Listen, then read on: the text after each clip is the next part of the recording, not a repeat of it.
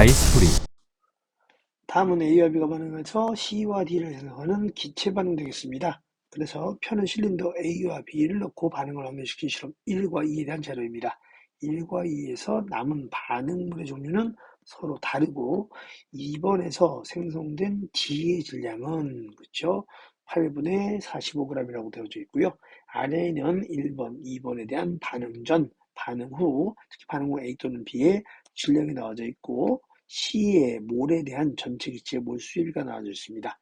자, 일단 먼저 정리해 보겠습니다. 1번 실험과 2번 실험에서 반응 후, 즉 반응 후 남은 물질의 종류가 다르다고 이야기했기 때문에 질량 B가 현저하게 작은 1번 실험에서는 B가 몽땅 다 소모됐다라고 가정한다면 2번 실험에서는 A가 몽땅 다 소모가 된다는 것을 알 수가 있게 되는 거죠. 자, 주어진 식을 통해서 기본적인 몰의 관계로 표현해 보겠습니다. 자, 요거 모래 관계에 대한 분자량분의 질량의 비관계로 표시하는 방법이다 라고 설명을 드렸죠. 자, 들어가겠습니다. 첫 번째 실험 1번. 이 A가 3B와 반응을 해서 이 C 그리고 이 D를 만드는 반응, 몽땅 다 기체이기 때문에 상태는 생략을 했습니다. 자, 그래서요, 여기 있는 거 각각 몇 몰인지 모르겠지만 4V리터와 6g이 있는 물질이 반응을 해서 전체 반응 결과 B는 모두 다 소모가 됐고 A가 남았으며 C와 D가 생성되었다라고 가정을 한다면 자, 2번 실험에서는 이 A가 3B랑 반응을 해서 이 C에 이 D가 만들어졌을 때 5V가 25g과 반응을 해서 반응한 결과 5V가 모두 다 반응을 해서 사라졌고요. B가 남아있고 C와 D가 생성이 됐다라고 그대로 써놓았습니다. 자, 이 조건을 만족시켰을 때 주어진 자료값을 그대로 일단은 표기를 합니다. 첫 번째, 예, 그렇죠. 바로 D에서의 질량은 8분의 45g이 남아 있습니다. 라고 얘기했고요. 자, 이거 잘 보셔야 되는 거죠.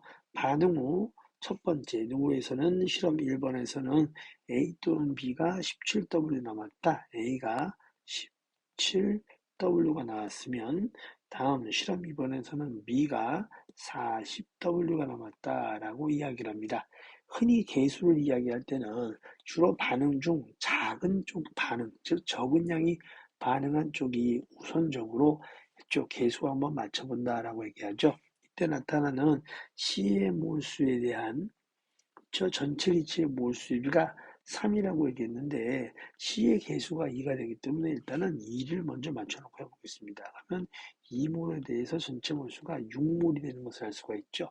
그럼 그대로를 만족시키는 조건을 먼저 써볼 수 있도록 하겠습니다. 그러면 C가 2몰이 생성이 되었다라고 2몰이 있다라고 가정을 한다면 2몰이 생성이 됐기 때문에 D도 2몰이 생성이 되고 D는 2몰이 되기 때문에 전체 기체의 몰수는요, 바로 2분의 6을 만족하려면 A가 2몰이 남아야 된다는 것을 알 수가 있죠.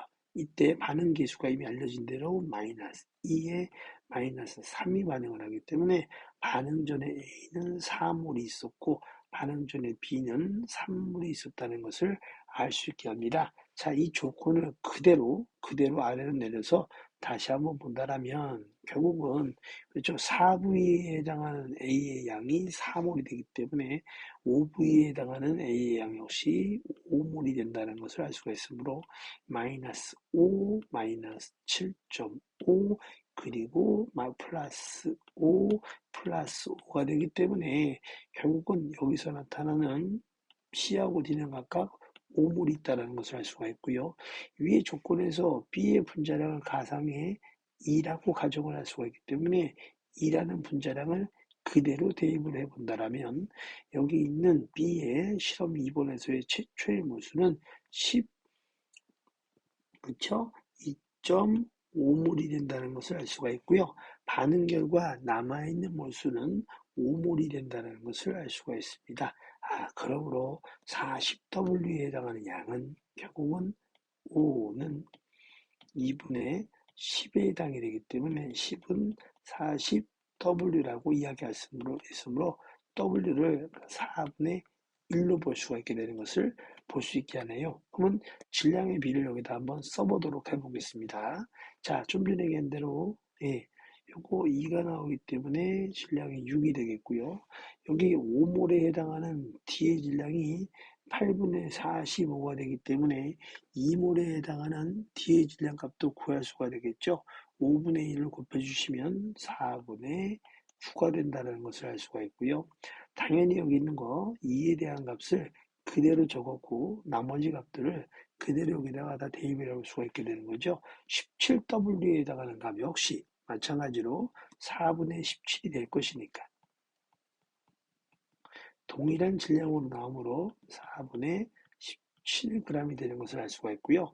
질량 보존의 법칙에 의해서 4분의 17 더하기 6은 and C의 질량 더하기 4분의 9가 되어야 된다는 것을 알 수가 있죠. 그래서 좀 전에 말씀드린 대로 그와 같은 것을 그대로 구해주신다면 4분의 32, 즉 8이 된다는 것을 알 수 있으므로 C의 가상의 분자량은 4가 된다는 것을 알 수 있게 되는 겁니다. 그래서 이와 같은 값들을 여기에다가 대입을 할 수가 있게 되는 거죠. 자, 그럼 이제 먼저 x부터 얘기해 볼까요?